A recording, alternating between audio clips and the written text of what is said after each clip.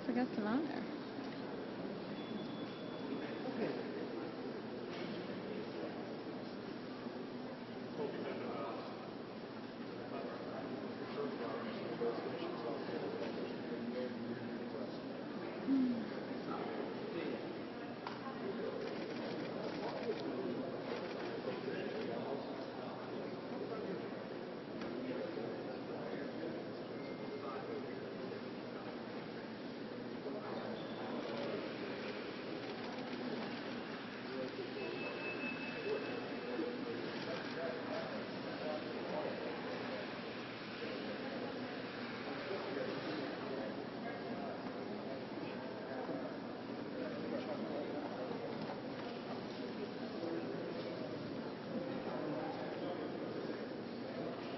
Lightning out now.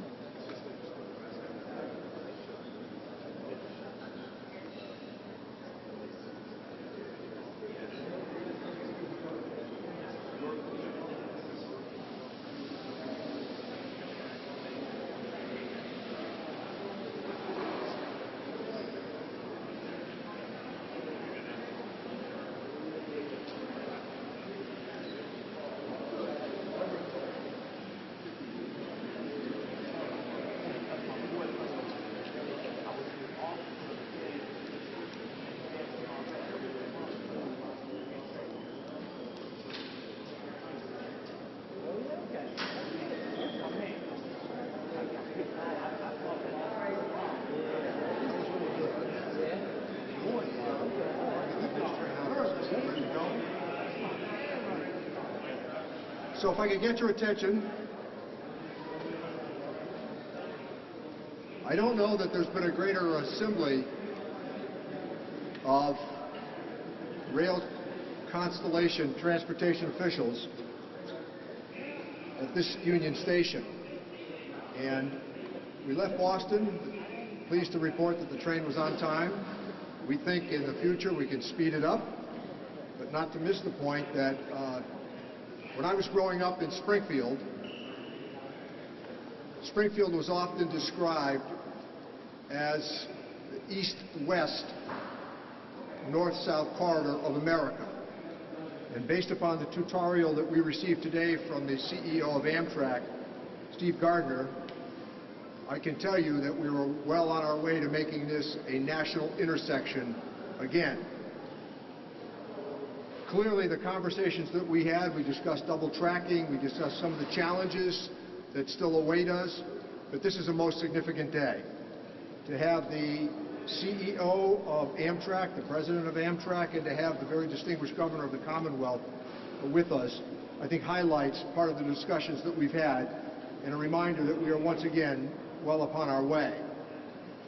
I would like to point out that as I described the crossroads of New England being right here in Springfield, that there is still a significant way to go, but not to miss the point, that the progress that we've made, particularly on the north-south side, and now the conversations that we've had about east-west rail avail themselves with this opportunity.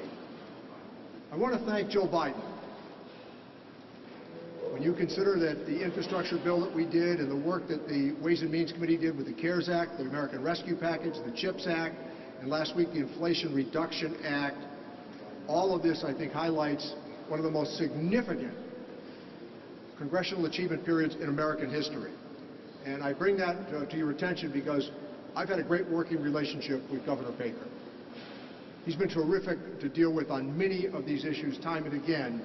His knowledge is first class as it relates to the issue of east-west, north-south rail. He has always been but a phone call away to the people of western and central Massachusetts, which means so much to me. But I will say this as well. He is fully committed. We engaged in these conversations over the course of months and indeed a couple of years. And now I think he's one of our great champions and great stalwarts. Always an honor to introduce the Governor of Massachusetts, Charlie Baker. Yay.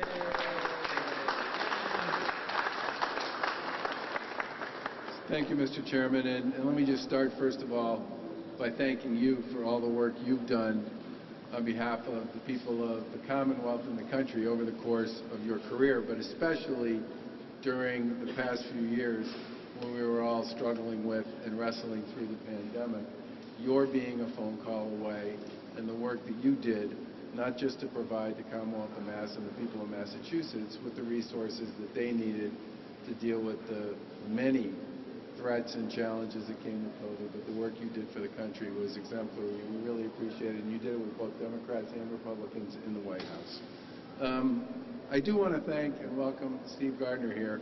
I met Steve, I don't know, 4 or 5 months ago when I was down in Washington, and the most interesting part about that meeting was Steve knows a lot about Massachusetts, and he knows a lot about Western Massachusetts, which, well, let's just say it was kind of refreshing.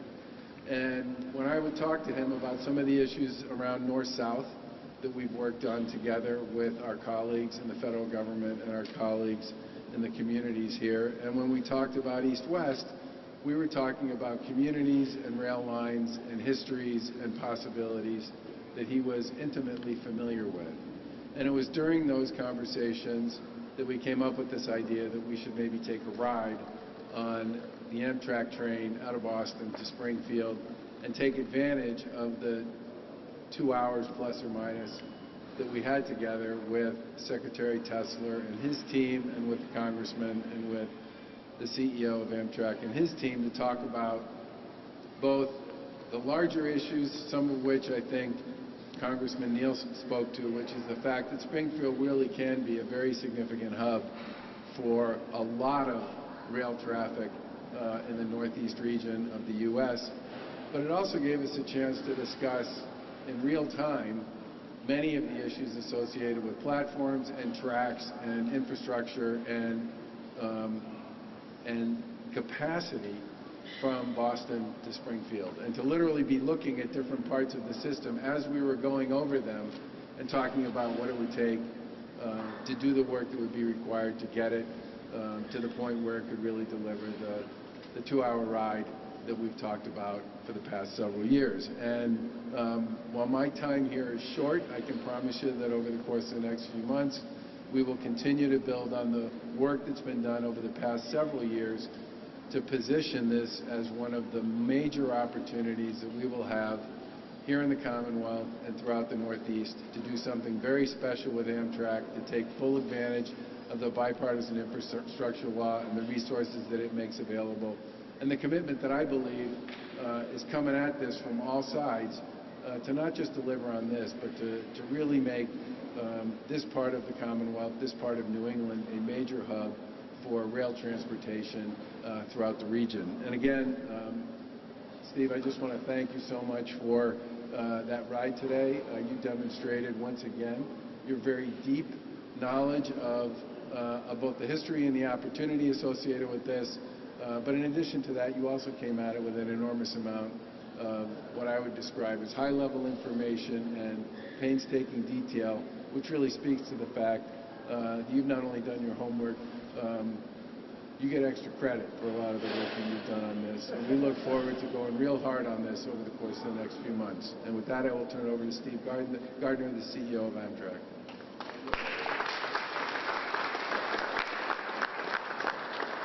Thank you, Governor. Let me just say it's really Amtrak who has the thanking to do. The Commonwealth has incredible leadership from Chairman Neal and the incredible energy he's put to reactivating the rail network here in Springfield and across New England. We're in a fantastic testament to that leadership here in this beautiful station.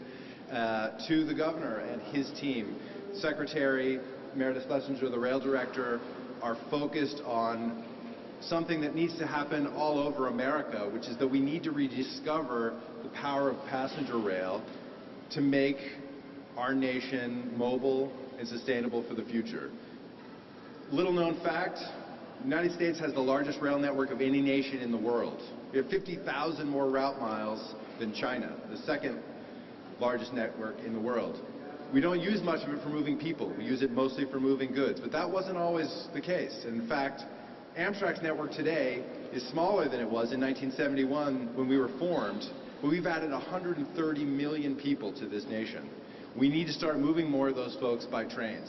We need to do it in places like Springfield. We have a credible opportunity here with the hard work of the chairman and the Biden administration to create the bipartisan infrastructure law, never before seen resources which can partner with proactive states like the Commonwealth under the governor's leadership to focus investments on reactivating our rail network to serve people, create opportunity, and do so in a way that's sustainable, that helps us address the climate challenge that's facing our nation, that we're living through in real time here this summer. So let me just thank the leadership here gathered and really thank them for taking the time to come out and see what can be done on this route, and thinking big picture about, again, how does rail do more for the nation? How do we collectively create more value out of this transportation network? So it's a real pleasure to be here. I think there's real opportunity. Amtrak is a committed partner with the Commonwealth to look at opportunities in the state and in this service here in Springfield, and to build on the active investments that have already been put in place, that have created and will enable future growth. So it's a great pleasure to be here. I am a former resident of the Pioneer Valley for a little while, and I do love Western Massachusetts. Don't tell all the other states, I love them too. But it is a great pleasure to be here in this fantastic station and be looking to the future, a future that involves a lot more trains, serving a lot more people, connecting a lot more of America. Thank you.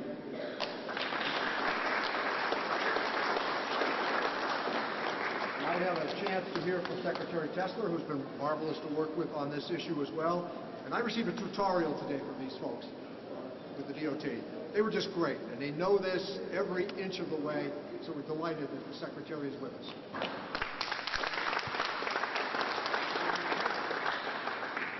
Thank you. Thank you, Chairman. And I just want to extend our thanks to Amtrak and Stephen for the ride today, the Chairman, Mayor, and to everybody here for the partnership that has gotten us here today. You've heard a lot about our ride. I think there are two things I want to stress and just give a couple examples of the work that we have ongoing and will be working on. The two themes today, I think I'd summarize, is really the opportunity overall for passenger rail service and the strategic importance of Springfield as we look to this region and ways that we can add, improve, and supplement service. And I just want to go through a couple very quick details of work that we've been doing and are doing at this time. And we're doing it with the help of Amtrak. We should also note we work very closely with the state of New York and the state of Connecticut because, again, this is regional service and they're critical partners. We also work incredibly closely with CSX, the freight railroad, who is the owner of the rail line through here and will be a vital partner as we move forward. And together we've been working with these partners to do a series of things. One, here today in Springfield Union Station, you see the work led by Chairman Neal and many others that have brought us to the restored station. We have worked with our partners at Amtrak and Connecticut to increase service between New Haven and Springfield from 3 to 8 daily trips. We've also started the pilot Valley Flyer service, extending service from Springfield to Greenfield with 2 daily trips. And just last month, we launched the Berkshire Flyer, a pilot of seasonal weekend service between New York City and Pittsfield via Albany. Now, CSX has been a great partner with this. Amtrak has been a wonderful partner. We have brought back service for that weekend service to Pittsfield, where there hadn't been service for over 50 years. That pilot just began this summer. It will extend next summer. We've had consistent ridership and a tremendous amount of enthusiasm, and we really look forward to seeing where that grows. I also just want to mention very quickly other investments that we saw today and spent time on that are important strategically for here. We are working with Amtrak at South Station for investing in a $41 million grant to improve what we call Terra 1. That improves MBTA commuter rail service, Amtrak service through the Acceler and the Northeast Regional, and helps service that comes from east to west and west to east. We also work closely with Amtrak on a lot of service, not just along the Northeast Corridor, but with a Downeaster that has similar partnership and model to what we are working on here. So again, I want to thank our partners at Amtrak, our partners here in Springfield, for the wonderful ride, the work we've begun, and the investments that we're going to continue to work on together to grow this critical crossroads. Thank you.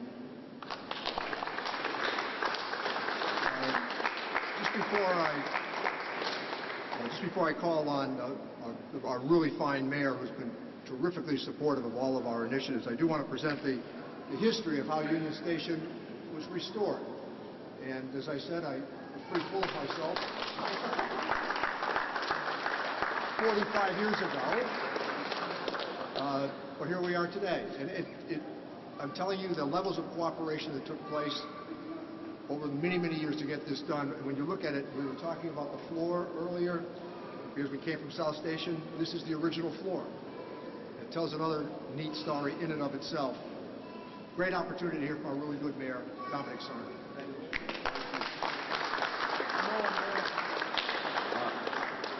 Chairman Neal, you should take the multitude of credit, your stick-to-itiveness.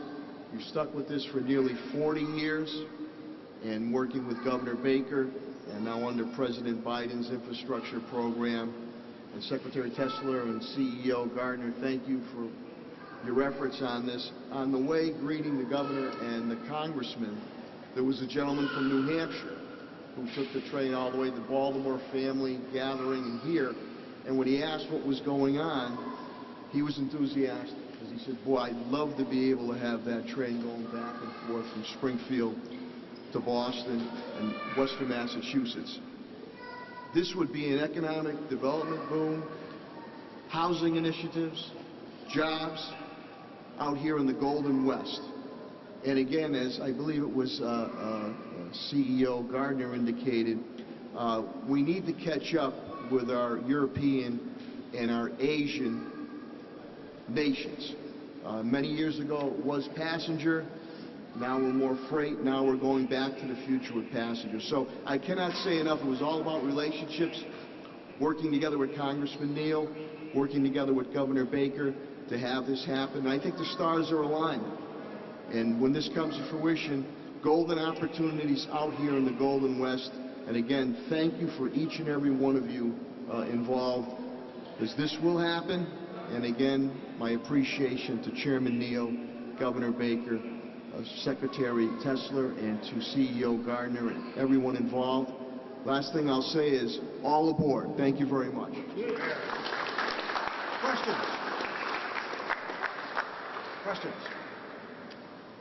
What do you think the next governor has to do to ensure that East-West Rail comes to fruition in the next term? Well, I spent the last 2 hours focused on this governor. The plan is to maintain the commitment that he's offered.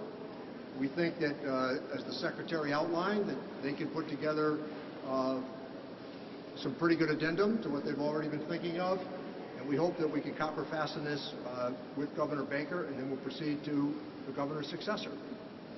I can give you a little more detail. I don't think about this issue a lot, but I think about it some. The issue of what next. There are significant resources that both the Federal Railroad Administration and Amtrak have available through the bipartisan infrastructure law. There are also a wide number of grant programs that states can basically bid on in that bill as well. And what I would really like to do with our team is make sure that by the time we get to the end of this year, we have teed up and either written and submitted a number of the applications that would be most pertinent to a lot of the track work and some of the other work that needs to be done between here and Boston.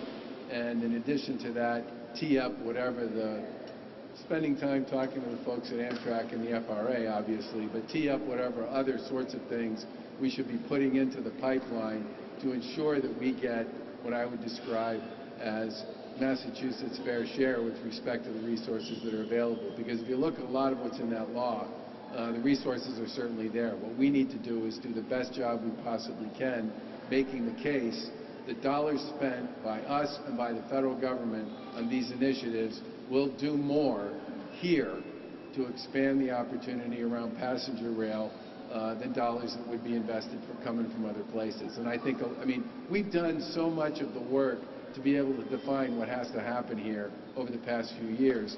I actually think we are very well positioned. A lot of other people, I think, are going to be doing work we were doing 2 and 3 years ago now.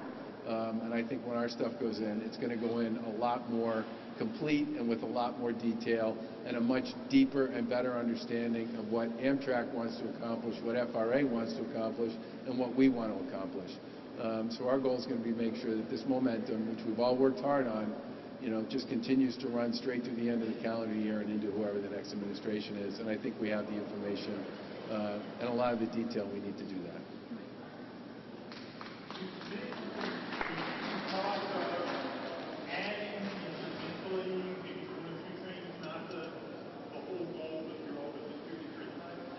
I'll have the CEO of Amtrak speak to that, but that did come up in the discussion on the way in. Thank you, Mr. Chairman. So it's a good question. We're talking about these opportunities now. We do have some potential with the trains that today come to Springfield and terminate here, that we could potentially run some of those trains to the east and make some early connections. In order to do that, we've got to go through the work that the governor described, which is to get all of our plans in place and go through a process of application through the Federal Railroad Administration. Secretary Buttigieg has been an absolute leader on passenger rail issues and has a huge focus on these sort of opportunities, and I concur completely with the governor that so much of the work has been done here, neither prior investment or planning, that this opportunity, I think, is ripe for investment. But it's going to be all of us working in concert, working together with CSX, the owner of the railroad, west here from Worcester, on coming up with an opportunity and an approach that works. So the near term is to go through that process of grant application and investment for the limited investments we think could be necessary to start service, while at the same time advancing a broader plan that may take more time to develop the kind of full network that the region needs over time. But we are anxious and already are underway working with the Commonwealth to identify these opportunities and to find the next steps to be able to deliver service and again, provide value here to the community. Well, I think our expectation that the grants are not yet available to be applied for. So that's the first thing. We anticipate that that opportunity will happen before the end of the year. The Department of Transportation is going to be issuing those opportunities for grants. And so I would expect that early next year is when the applications will be due. And so we've got this time between now and sort of the end of the year to get ourselves ready to be able to apply for funds. And then as funds are awarded, then that produces a program schedule of investment. So, yeah. I think that's the result. That will be the result of the work of us getting a plan together, going to get dollars, and having those dollars awarded. So everyone needs to just give a little bit of time for us to put that together. But I think the important thing is you see a group of folks here who are really committed to looking at this opportunity. Certainly Amtrak is. Last question. What's the timeline for the creation of the rail authority to oversee this? Well, we've had that conversation with the legislative leadership, and I await their decision making. They believe that there are things that can be accomplished before that has to go into effect. So the conversation I had with the Speaker and the Senate President, it went fine. Does that have to be created in order for The legislative leadership did not seem to think so. We'll have to wait and see. Okay, thank you. Yes. Go ahead. The legislature, I think what the legislature agreed to do works, which is they basically gave the folks at DOT about $250 million for this purpose, okay? But most of that's capital money, which means they're thinking of it as the match against the question you asked about, which is supporting federal grants applications.